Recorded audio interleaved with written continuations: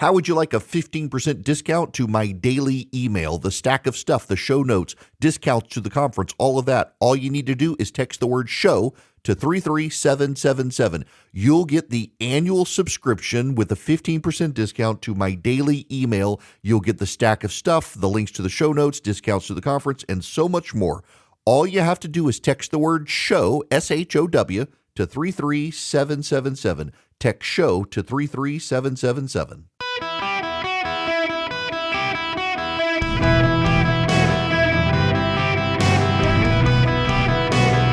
Welcome to the Eric Erickson Show podcast, Hour 2. Greetings, conversationalists. Welcome. It's Eric Erickson here across the fruited plain. The phone number is 877-973-7425. I am absolutely delighted to have you with me. If you would please text ARMY to 33777. Would love to have you. So, we were in Tulsa last week. We're going to Las Vegas tomorrow, and we'll be in Jacksonville in December for a charity event. And as we go around the nation, love to be able to ping you and say, hey, we're going to be in this area. Come hang out with us, grab a drink, watch the show, however we structure it in the conferences as well. Doing more and more in the field, going to the audience. By the way, for you program directors listening, would love to work with you. I know WEB up in Southern Pines, North Carolina, we're going to go up there next year. Y'all don't have to cover. I'll do all the travel costs to get to you. I know what your economics are for your radio stations right now. Don't want you to have to cover my cost of coming. I'm happy to come hang out with the listeners in your area. And we'll be working on that next year. I'd love to hit multiple markets in addition to doing the gathering next year. So I cover my airfare, rental car, hotel, and then the station just find us a venue, and we're happy to come. Now, for the rest of you, 877-973-7425. If you want to be on the program, if you're just tuning in, John Thune is going to be the Senate Republican leader. Mike Johnson will again be Speaker of the House. Donald Trump has been meeting with Joe Biden. I want to reemphasize something I talked about yesterday in a little bit of a different way. And I want to begin by playing a clip from Carl Bernstein of Woodward and Bernstein fame. He was on CNN. Listen to this conversation. Look at the three beneficiaries of this election as reflected in these appointments in part, and that is Putin, Netanyahu, and the third would really be Xi Jinping in China. Pardon me? China. Yeah, well, the Chinese. But the real thing is that these appointments are indicative of a new American position in the world, that we no longer are, NATO is no longer the significant leader in the world, that we're looking at a situation in Ukraine that has fallen to the disadvantage of Ukraine as a result of this election and what Donald Trump has said. That's Carl Bernstein, and CNN labels him a political analyst. Ron Brownstein is also a CNN political analyst. Ron Brownstein is a very nice man. Ron Brownstein despises Donald Trump and has regularly, over the last year, circulated data suggesting that the demographic shift towards Donald Trump wasn't true, that Hispanic voters wouldn't go towards him and stuff. Ron Brownstein has long time believed demography is destiny and the days of the Republican Party would go away. You have Jeffrey Toobin on CNN back. You have Brian Stelter on CNN, who has really sung the praises regularly of MSNBC in ways that I just think reflect negatively on someone who's supposed to be objective about the press. You've got, who else do you have? So many voices at CNN, a network that I dearly love and spent 3 years at and still have a great number of friends with. But most of the outside voices, for a long time, they had John Haywood on there, or Harwood. He used to be at CNBC. John Harwood was at CNBC as a political analyst. He wrote at the New York Times. He then went to CNN, where he was a political analyst for CNN, and he was very clearly on the left. And now that he's not at CNN and is on Twitter, he is explicitly a partisan progressive. And these are the voices that CNN relied on to help shape the news at CNN. But it's not just CNN. It's not just CNN. MSNBC, of course, is notorious. But also, I think Fox News, to a degree, falls into the trap. But Fox less than the others in large part because it has so many people on the right. Here's the point. If you watched CNN's coverage of Donald Trump's debate remarks about they're eating the dogs, they're eating the pets, very funny lines, and you watch the ongoing coverage of Springfield, Ohio on CNN, you would have been convinced Donald Trump was going to lose Springfield, Ohio for the third time. He lost it to Hillary Clinton. He lost it to Joe Biden. But Donald Trump actually, for the very first time, won Springfield, Ohio. Now, he's won Clark County, where Springfield, Ohio exists, but he's never won the city of Springfield, Ohio, but he did.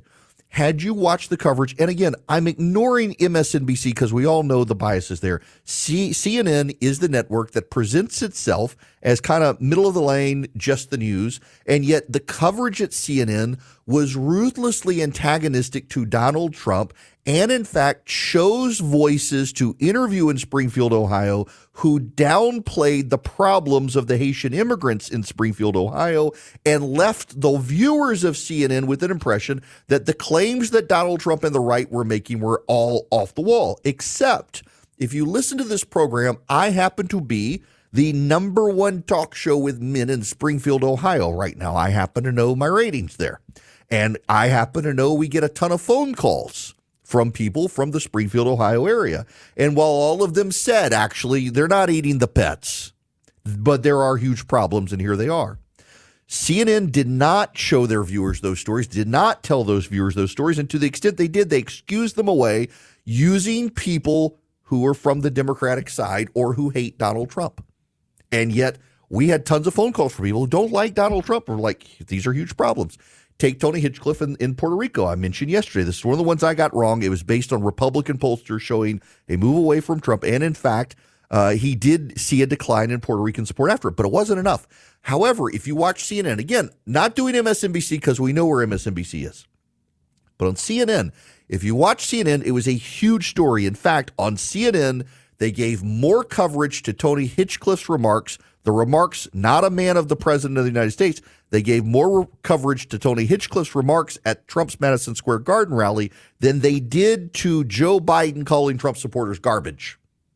And in fact, there were voices at CNN who tried to excuse Joe Biden for a revision to the transcript over the objections of the transcriber, saying, well, he didn't really mean it. They tried to excuse him away in a way no one at CNN ever does Donald Trump. Take Seth Moulton and CBS News. Seth Moulton is the Democratic congressman who, after the election, said, we've got to stop supporting men beating girls sports. CBS News referred to Seth Moulton's comments as controversial. According to the exit polling for this very election, between 75 and 80% of Americans agree with Seth Moulton. The only people who found Seth Moulton's views controversial are the people in the newsrooms of America and progressives, the same people. No one in America considers that view controversial except progressives in newsrooms. Take abortion. If you watched, again, forget about MSNBC. We know their problems. At CNN, abortion dominated conversations this year. There's a program called LexisNexis. LexisNexis is a website. Used to use it for legal research. LexisNexis is the internet before the internet was. LexisNexis, you can go all the way back to the 1930s and 40s and find news articles, the transcripts of news articles. You can go in and find the transcripts of news shows. It's a very expensive paid service. If you go into LexisNexis and you pull up CNN and transcripts of CNN, abortion was a dominant conversation at that network this past year before the election. It was going to matter. Abortion was going to be big. Look at 2022. It was going to be big again. And by the way, it was contributing to the divide among women. Massive, massive gender gap. Turns out that wasn't true. Abortion was not even in the top 4 or 5 issues. And not only that, abortion was not the dominant issue for women. And in fact, married women broke for Donald Trump. But you wouldn't have learned that. If you were a viewer of CNN, you wouldn't have gotten that, because the political analysts like Ron Brownstein, like Carl Bernstein, like all the others were convinced this was big. This was a big issue, and they got it wrong. Now let's take the Wall Street Journal today. There's a big story that Donald Trump wants to set up a commission of military veterans to review the generals, to boot generals that they don't think are a good fit for the Trump administration. The Washington Post says this risks politicizing the military. I'm sorry, but have you not been paying attention to Joe Biden's military, where Lloyd Austin, the Secretary of Defense, disappeared for some period of time? They've had multiple people with questionable ties to Iran in the Pentagon. The Pentagon has pursued DEI, something that people in media don't think is a big deal, and yet they have. They've elevated political correctness in parts of the military. They've wanted to put transgender soldiers on the front lines, which actually is impossible because of the medications that trans soldiers have to go through, so they can't actually be on the front lines. No one in the media questioned that. Now the Wall Street Journal is saying this risks politicizing the military. I will tell you who's politicized the military. The Biden administration. The Biden administration. And by the way, the Secretary of Defense and all of these people are political appointees. Even the generals at the top are appointed by politicians and do serve a political purpose. And Joe Biden used a political frame to pick his general. But you wouldn't know that from the Wall Street Journal story. Likewise, CNN, CBS, even Fox News have talked about the hand-wringing in Washington, D.C., about the Justice Department being an arm of the president instead of independent. It is not independent. It never has been independent. It has always been an arm of the presidency. Why? Because the executive power of the United States government is vested in a single president of the United States, who picks the department heads of the executive branch over which he presides. It is a left-wing fiction that goes back to Carl Bernstein and Bob Woodward and Watergate, that presumes the Justice Department is independent of the president. It's not true, but it's regurgitated by the likes of Jeffrey Toobin. It's regurgitated by the likes of Carl Bernstein, all these voices on CNN. And so the point is that when you watch CNN, a network that tries to be middle of the road, when you read USA Today, a newspaper that tries to capture all voices, they're not capturing all voices. They're capturing the Democrat-dominant voices, and they're shaping the news to those people. And they have, as a result, missed the Puerto Rican vote story. They have missed the Springfield, Ohio story. They have missed the insignificance of abortion in the electorate. They have missed the women's vote was not as wide as they expected it to be. They have missed what's happened at the Pentagon. They missed, remember, Scott Jennings on CNN the other night, Abby Phillips, who had been a Washington Post reporter, was dumbfounded when Scott Jennings pointed out that a majority of Americans support mass deportation. It's in the data. It's in the polling data. It's in the exit polling. An overwhelming majority of Americans don't just support deportation, but mass deportation. And Abby Phillips, the anchor, and all the other guests were gobsmacked. Or the Ferguson effect, also on that program, when what's his name from the Daily Wire raised it. And Abby Phillips actually had written about it at the Washington Post and had no idea of what he was talking about when he said the Ferguson effect, that police officers stopped policing after Ferguson and after George Floyd. It's a documented effect, although some people dispute it, but it's documented. It has a name, and everyone around that table was gobsmacked surprised and thought he was making it up. These networks are in a bubble. They are in a bubble where they're not conveying reality. They're conveying Democratic talking points as reality. And if they want to save themselves, and I'm not sure they do, they need to not bring in Republicans to counter the Democrats. They need to bring in right-of-center political analysts, right-of-center editors, right-of-center reporters who actually aren't going to listen to the Democrats, because that's the problem. I can put my finger on it, and I know it's true, by all of the number of stories just this year. CNN, again, forget MSNBC and its problems. CNN, the number of stories CNN got wrong because the objective political analysts they rely on are of the Democratic worldview. And they've missed these stories. They've taken Democratic talking points as truth and questioned the Republicans. And the result is they have so badly misled their audience is tuning out. And it's the same at USA Today and the Washington Post and the New York Times, of course MSNBC, and so many other outlets. They've treated what the Democrats tell them as true and what the Republicans tell them must be questioned.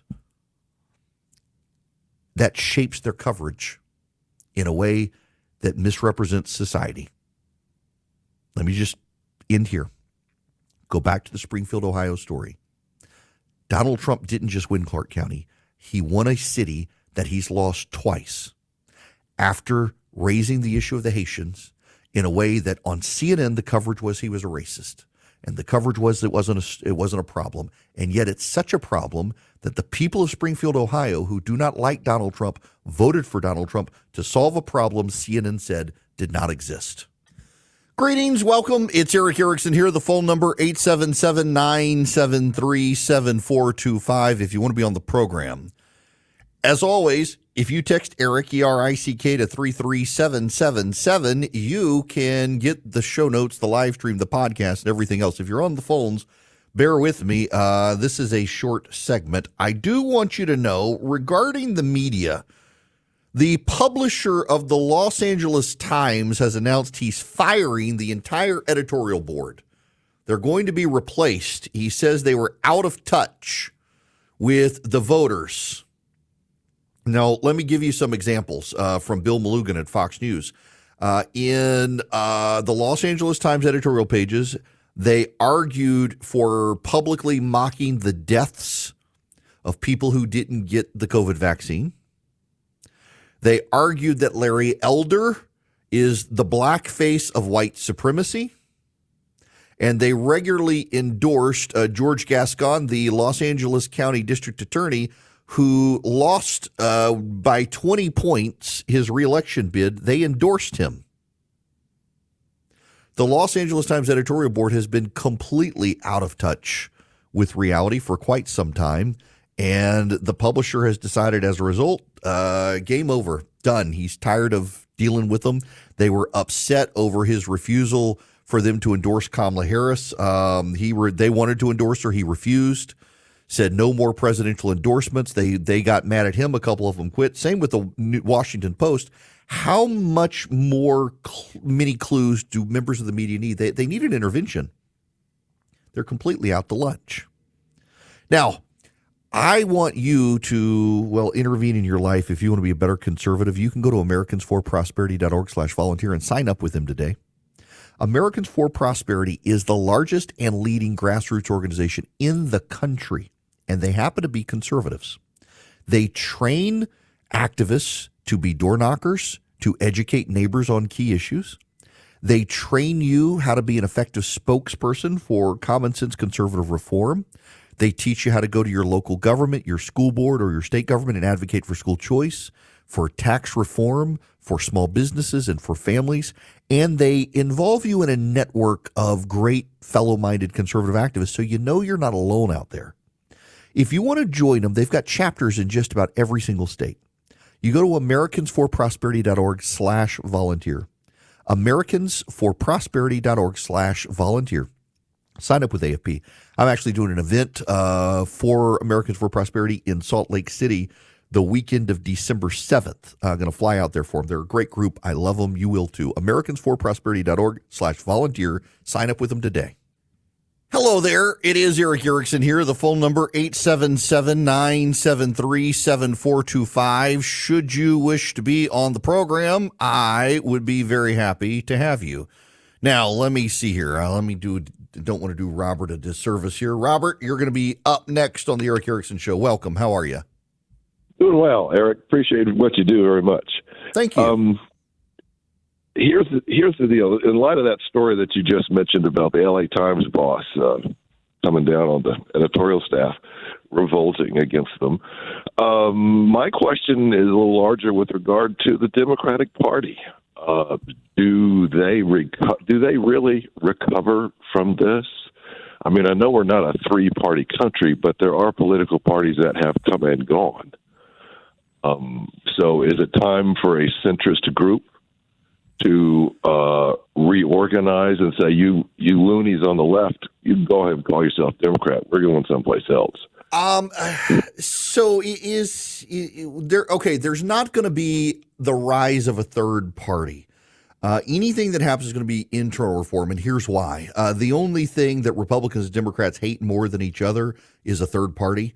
And so the ballot access laws in all of the states disadvantage a third party. There are some exceptions.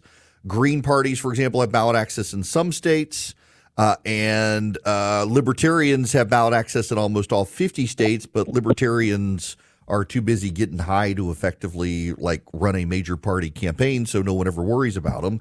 And the Green Party is too fringe for anyone to really worry about. So the Democrats are going to have to do this internally. Now, I will tell you that financially, the Democratic Party is not in good shape. There's a story out today that the Democratic Party is broke. Here's the problem for Democrats. Well, actually, you know what? Let me step back. Let me step back and say this. When you look at the results of the election, Republicans should tread very carefully on the idea that they have a mandate for wholesale reform. Here's why. When Joe Biden won the presidency and the Democrats won in 2022, the Democrats took those wins as a complete rejection of Trump and MAGA and believed they had the power to fundamentally transform the role of government in people's lives. And that's actually a quote. Joe Biden brought a bunch of historians in who convinced him that his win meant that he could fundamentally transform the role of government in people's lives. And the pendulum has swung dramatically in the opposite direction. Trump's win was about 1.5 million votes, more than Harris. A lot of people stayed home. A lot of Biden voters became Trump voters. I mean, at the end of the day, just so you understand now, only about 2 million people less voted in 2024 compared to 2020. When all the votes have been counted now, and in California, they're still counting votes, and they will be till Friday, but there have only about 2 million fewer people voted this time than last time. And Trump won by about 1.5 million votes. He may wind up losing the popular vote, although I'm kind of thinking he's going to keep the popular vote at this point. Republican, their win in the House, very narrow. They're going to have maybe 9-10 seat majority, pretty much like it is right now. The Senate's a great one. The Senate, they're going to have 53 seat majority. But that's not an overwhelming mandate to fundamentally change government. It is a mandate for competent government. And if you show the people competence, then you might actually get the mandate for fundamental change. But you got to show them competence first. So the Republicans need to be very careful to understand and interpret their win with humility.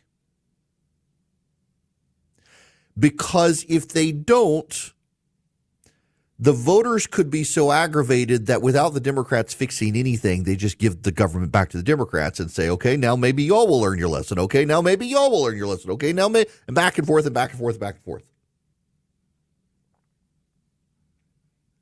The Democrats, however, have real fundamental problems.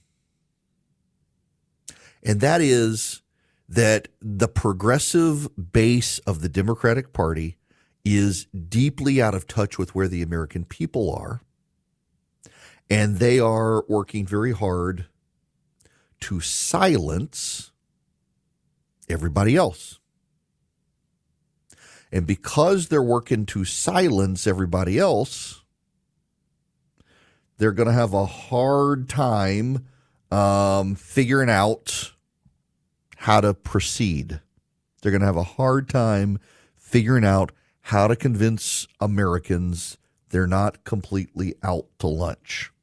And that's going to be difficult, I suspect, for the Democrats to navigate, in large part because the donors of the Democratic Party are some of the most out to lunch people. You know, I said the other day, George and Alex Soros deserve a good bit of credit for Donald Trump's election because Alex Soros in particular, more so than his father, is a very, very diehard progressive activist and funder. And so Alex Soros has funded a bunch of progressive Democrats in areas of the country where they weren't good fits. And you had progressive DAs like George Gascon in Los Angeles County get swept out. The district attorney in Athens, Clark County, Georgia, got swept out by an independent. Around the country, in San Francisco, the voters there voted to recall not only their Democratic district attorney, but now they've booted London Breed, their progressive mayor. In fact, the new mayor of San Francisco is an heir to the Levi's jeans family fortune. Listen to this guy on CNN. He's a progressive Democrat. Listen to this guy. I think people want results, and they were not seeing that. Aaron, there's nothing progressive to have 806 people die of drug overdose in our city last year. Property crime is rampant. Our small businesses are struggling each and every day. They want a mayor that is focused on delivering results. That's the mandate I was voted in with, and that's what I'm going to do. I don't believe that is anything more than those are progressive values. And so I understand I'm talking to a national audience here. This is not liberal, progressive, conservative. People want to feel safe walking down the street. We had so many instances of anti-Asian hate on our streets. Yeah. Those are things that we need to get addressed. Look, that's a progressive Democrat. Daniel Lurie is going to be the mayor of San Francisco. He's a progressive, but he's also one who believes you got to be tough on crime. And that, my friends, becomes the problem. The Democrats, their donor class is out of touch with America, and their loudest voices are out of touch. And they're going to have to figure out how to fix that problem in order to make real adjustments in how they advance the Democratic Party. Now, the phone number is 877-973-7425. Should you wish to be on the program, I'm happy to help you. Happy to have you. But Charlie's getting a friend of mine on the phone because we do this every year at this time. We are a couple of weeks away now from Thanksgiving. And I am more and more mindful this year, given the state of the economy and the costs of things, that it's very expensive to live life right now. The average American household right now, one of the reasons the election results went the way they were is because the average American household spends close to $1,200 more a year than they used to. Hang on. Call us at 973-4. We're having phone issues. Okay. Charlie, that's okay. David's going to call in on the regular phone line. So here he comes. Yeah, my buddy David Huey runs a nonprofit called Hungry for a Day. And essentially the role of Hungry for a Day is they take care of people who are in need right now. Okay, I'm sorry. David was supposed to call it. Charlie, will you call David? I'm trying to text him and do a national radio show at the same time and just get him to call in right now. We can go on and do this. Sorry, folks. Not my fault. In any event, Hungry for a Day raises money around the country for people to pay for their Thanksgiving dinners because it's gotten expensive. Turkeys are expensive now. And, well, all right, never mind. We'll wait till the top of the hour. My friend David Huey, I want him to come on. This is a heck of a way to do it now. It's because it's time to get off the election and start thinking about other people at this point. And Hungry for a Day raises money for paying for people. And this is the reason I like Hungry for a Day, is because they actually buy the food. So they're going to buy the turkey, buy the bread, buy the sweet potatoes, and buy all that. And just need a like $20 donation to feed a family of four. So at the top of the hour, we will get David Huey on to talk about it. Since nothing's going right today, why should this? But let me move on here then with all the other stuff I wanted to talk about. You know what? Actually, since I'm so thrown off here, Kobe, let's just go into commercial break because all this whole thing got messed up. And so let's just start over on the other side of the break where I'll have time to talk about other stuff. So let me tell you about Vision Computer. If you need a computer for Christmas, by the way, Christmas is coming up. You're thinking about getting your kids a computer. Vision Computer is a great way to give them a computer. Go to visioncomputers.com. Today, they can build you a PC. You can also call them at 404 Compute. And listen, Mom and Dad, if you don't want to be your kid's tech support, you build the computer with Vision Computers, and they can actually be your tech support. So your kids, I do this in my house. My kid has the phone number. If there's ever a question about his computer, he doesn't ask me. He calls Vision. They answer the phone quickly. They give him his answer, and they speak to him at his level so he can take care of his computer without me having to do it. It's a great reason to use Vision. But let's say you've got a company, they can do it for you as well. If you've got a computer already, they can even do it for just $179 a year, $179 a year per computer. You get the phone number and you call them and they take care of everything. 404 Compute or visioncomputers.com. If you call them at 404 Compute and tell them I sent you, you're going to save even more money. 404 Compute or visioncomputers.com. Well, here's your quote of the day. This is from Pete Hegseth, the nominee for Secretary of Defense. And I quote, "First of all, you've got to fire the chairman of the Joint Chiefs. Any general that was involved, any general, admiral, whatever, that was involved in any of the DEI woke poop has to go." The dumbest phrase on planet Earth in the military is, "Our diversity is our strength."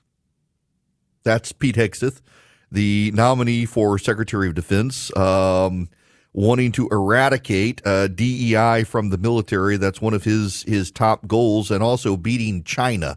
Here's my concern. I was actually talking to a high-ranking member of the Senate, been there for a while, deeply involved in intelligence, and he said, we are not keeping pace to be able to take on China.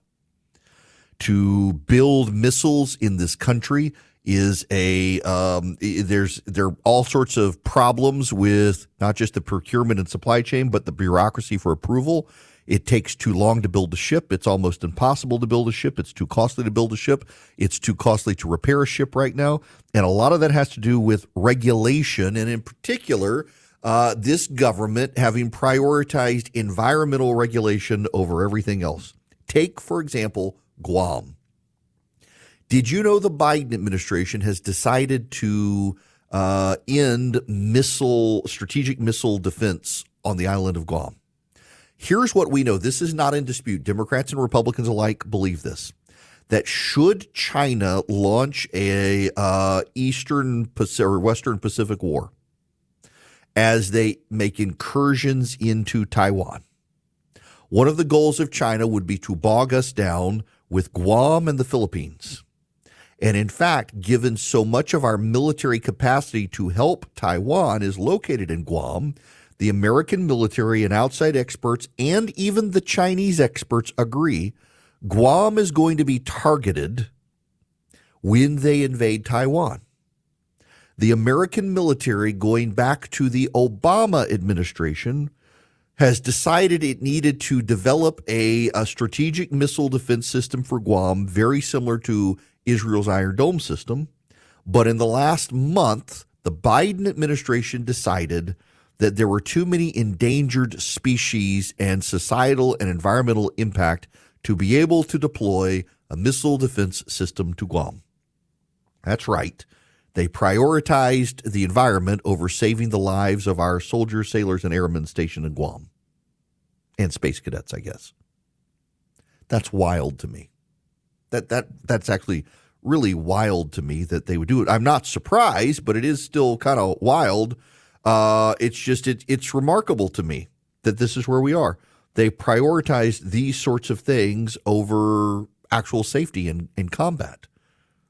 And this is something that Pete Hegseth has been sounding the alarm on for some time, that our national security should trump environmental concerns.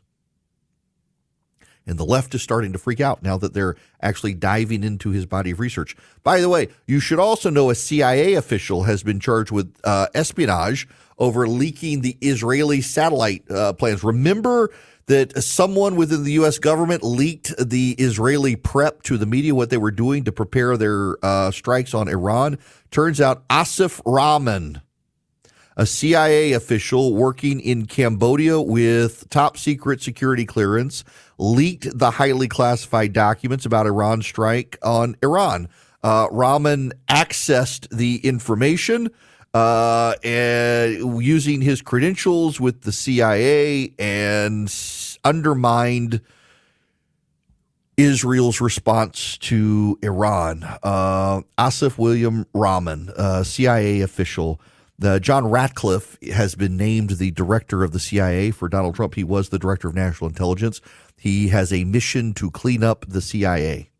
He's going to have his hands full. Lee Zeldin at the EPA is going to have his hands full. These people are going to actively undermine Trump's appointees.